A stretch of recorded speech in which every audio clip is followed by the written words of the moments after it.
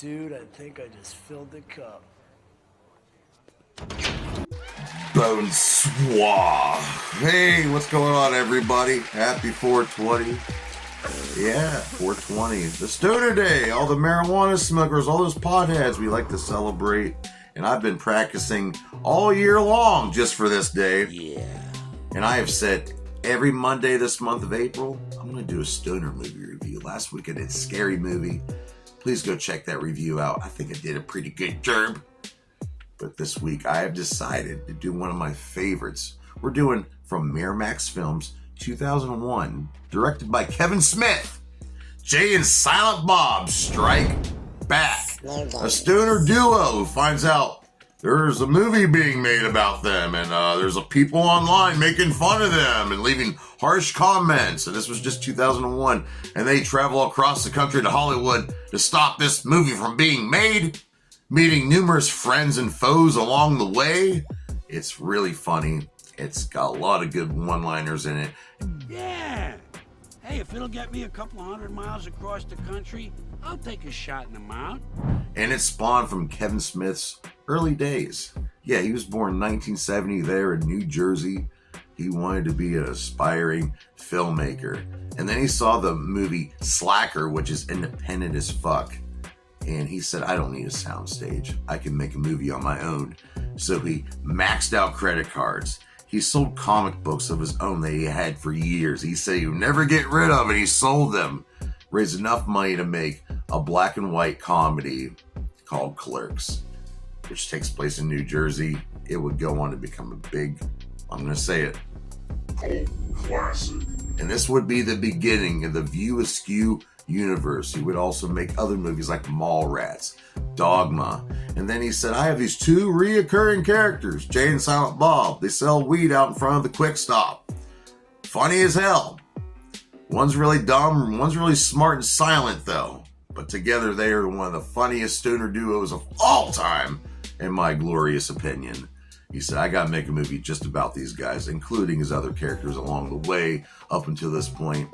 It's really funny. I advise you go watch it right now. It's on Paramount Plus. Well, the budget for this movie was $22 million they were given.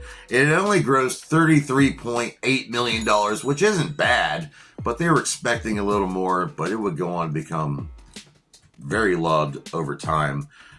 There's some really good music in this movie. We have Afro Man with a big hit, Because I Got High. We have Bad Medicine by Bon Jovi, Kick Some Ass by Stroke 9, and Jungle Love by Morris Day, and they would even make an appearance in this movie. Now, this movie is packed to the gill full of actors and actresses, and I gotta start with the cameos, and there's a ton of them, but I can't name them all. I'm trying to keep these reviews under 10 minutes, so here we go. We got Wes Craven, he makes an appearance in this movie, along with Shannon Doherty. We have Matt Damon, of course, Mark Hamill, Alanis Morissette, Diedrich Bader, Joey Lauren Adams, Jamie Kennedy, Sean William Scott, God bless her, Carrie Fisher, and the immortal George Carlin. And returning, reprising their roles from Clerks 1, Brian O'Halloran playing Dante, who doesn't even want to be here today. He's not even supposed to be here today. And Jeff Anderson playing Randall. And Will Ferrell, who was really skyrocketing with his career at the time, plays Federal Wildlife Marshal Willer Hawley. Then we have Chris Rock, who was also in Dogma. Well, he plays the director Chaka, who's directing the Blunt Man and Chronic movie. We have Jason Lee, who plays two different roles. First, he's playing Brody, who owns the comic book store. And we're also playing Banky, who owns the Blunt Man and Chronic rights. Ben Affleck also playing double duty, playing the character from Chasing Amy, Holden McNeil, and he also plays himself.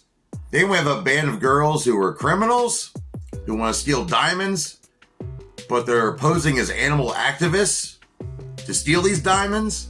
Well, there's four of them, and they're all really hot. We have Jennifer Smith, who would go on to marry Kevin Smith, playing Missy. Ali Larter, love her, playing Chrissy. Eliza Dushku, playing Sissy. And Shannon Elizabeth, playing Justice, who's hot as hell. Then we have an adorable orangutan in this movie named Suzanne, and she's played by an actual orangutan actress, Tango. And on set, she actually bonded with Kevin Smith. Then we have Kevin Smith, of course, playing Silent Bob, and Jason Mewes playing Jay, who I got to meet a few years back. Awesome guy. And they met when they were really young at a youth center, and they've been tight ever since. They've been through the ups and downs with each other, and I just love this duo. They're awesome, and I love this freaking movie. I went to the theater with my homie Jim Ball. We saw it, and we quote it all the time to this freaking day, 20 goddamn years later. And if you want to get some really good Kevin Smith movies, there's Clerks 1, which came out in 1994, Clerks 2, which came out in 2006, Clerks 3, which came out in 2022. Then we have Mallrats, that came out in 1995. Dogma, which I have reviewed before, which came out in 1999. Then we have the Jay and Silent Bob reboot, where they go across Hollywood to stop a Blunt Man and Chronic reboot. That came out in 2019. And if you want to check out some other movies by Kevin Smith that have nothing to do with these Jersey movies, we have Red State, which came out in 2011. Tusk, which came out in 2014, which is really gross.